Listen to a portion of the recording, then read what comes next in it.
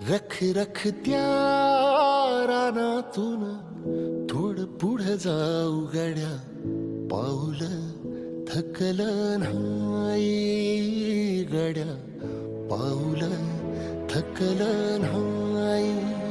सुकलेल्या भाकरीला पानसंग खाऊ गड्या, पाऊल थकलं नाही गड्या, पाऊल थकलं नाही. झालो बरबाद जरी बसला घाव उरी, गलेची आग सार जाळून विजाईना. अडला घास असा काळा वनवास असा, पण ह्यो ध्यास अजून